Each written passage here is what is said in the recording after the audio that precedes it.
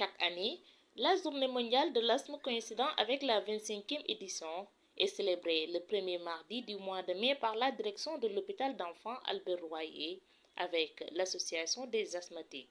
Ainsi, ils ont organisé un atelier de travail pour conférer sur l'évolution de la maladie qui gagne bien son espace. À l'instar de la communauté internationale, tous les premiers mardis du mois de mai, nous célébrons ce qu'on appelle la Journée mondiale de l'asthme, qui est une maladie très fréquente, qui touche beaucoup les enfants et qui est également une maladie qui entraîne beaucoup de conséquences chez les enfants, avec une altération de la qualité de vie, des crises d'asthme à répétition, mais également une maladie qui nécessite une prise en charge chronique et une prise en charge, n'est-ce pas, qui est basée sur un traitement qui va prendre beaucoup de temps.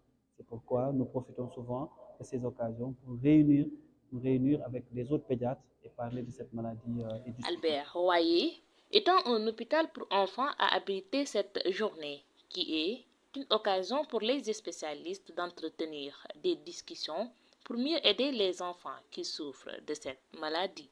Donc, comme vous le savez, l'asthme, c'est une maladie qui est hétérogène, qui souvent peut commencer au bas âge, concerne les enfants, mais également ça peut concerner aussi les adultes, parce qu'en général, certains cas d'asthme qui commencent tôt peuvent persister pendant toute la vie.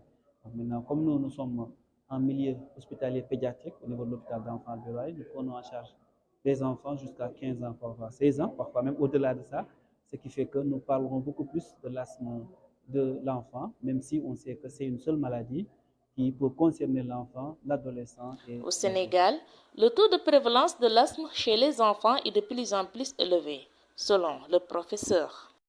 Au niveau mondial, la tendance est à une augmentation des cas d'asthme, et c'est ça, c'est ce que nous retrouvons dans les chiffres, avec presque plus de 300 millions de personnes qui souffrent de cette pathologie. Et au niveau du Sénégal aussi, les mêmes tendances sont notées, aussi bien dans nos chiffres au niveau de l'hôpital, parce qu'effectivement, si on compare les données que nous avons il y a 10 ans en arrière et les données actuelles, nous avons une augmentation des cas, presque les chiffres ont doublé, sont autour de 4%. Alors qu'au niveau national, nous pensons que la prévalence est de 10%, c'est ce que montrent les études qui ont été faites.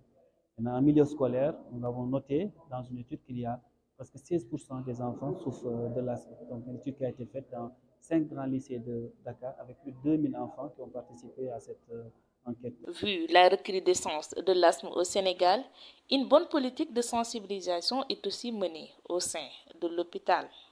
Donc, au niveau de la sensibilisation, nous avons ce qu'on appelle l'école de l'asthme qui nous permet de pouvoir éduquer les enfants, éduquer les patients à mieux prendre en charge leur maladie. Parce que vous savez, quand vous parlez de maladie chronique, ça parle d'éducation thérapeutique et aussi qu'on leur fasse des démonstrations des pompes, ce que l'enfant ne doit pas faire ou quand il a une crise, qu'est-ce qu'il faut faire.